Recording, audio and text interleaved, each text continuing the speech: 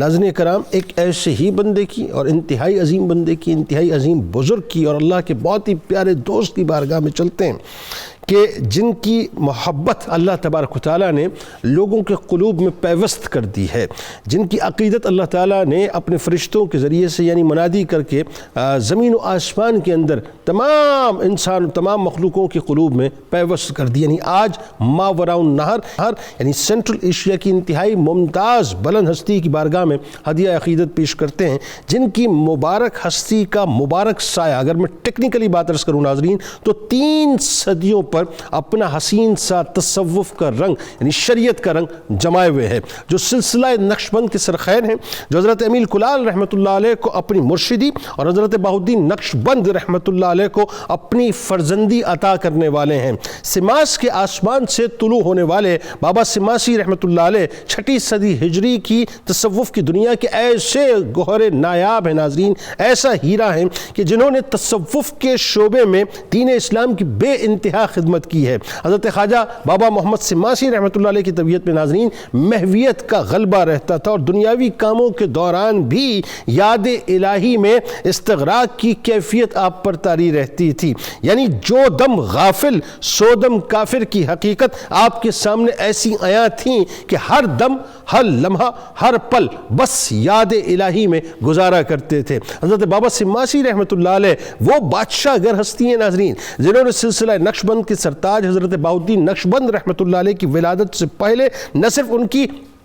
ولایت کی بشارت دے دی تھی، بلکہ سلسلہ نقشبند کے سردار و سرتاج کی تربیت بھی آپ رحمت اللہ علیہ کی توجہ کا نتیجہ بنی۔ یہی وجہ ہے ناظرین کہ سلسلہ نقشبند کا عروج بابا سماسی رحمت اللہ علیہ کی بشارت، توجہ اور دعا کا ثمرہ ہے۔ یعنی آج پوری دنیا میں آپ جو سلسلہ نقشبند کی ناظرین اتنی حسین سی خوبصورت سی تعلیمات دیکھتے ہیں، اور یوں کہیے کہ اس شجرے سایہ دار کا جو حسین سا اور گھنا سا سایہ پوری دنیا میں دیکھتے ہیں، ایکچولی یہ بابا سماسی رحمت اللہ علیہ ہیں کہ جن کی تعلیمات اور جن کی توجہات کی وجہ سے آج سلسلہ نقشبند آپ کو پوری دنیا میں نظر آتا ہے ناظرین۔ حضرت بابا سماسی رحمت اللہ علیہ ناظرین خدائی احکامات کی پابندی کا حد درجے خیال فرمایا کرتے تھے، شریعت کے سختی سے عامل تھے اور زہد و تقوی کے اعلیٰ مقام پر فائز تھے۔ یہی وجہ ہے کہ آپ رحمت اللہ علیہ کے گلستان کے لگائے ہوئے سارے پھول سینٹرل ایشیا نہیں ناظرین بلکہ پوری دنیا کو شریعت و طریقت کی مہکار سے مہکا رہے ہیں۔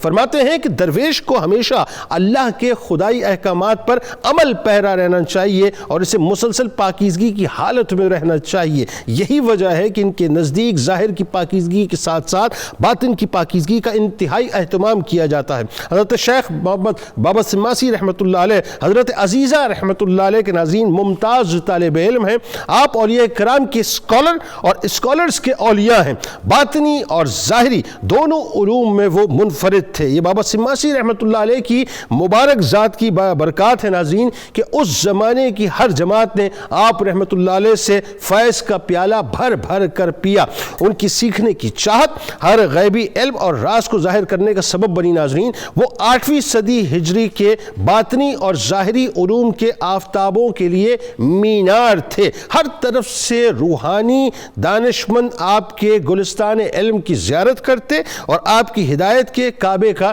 طواف کیا کرتے تھے۔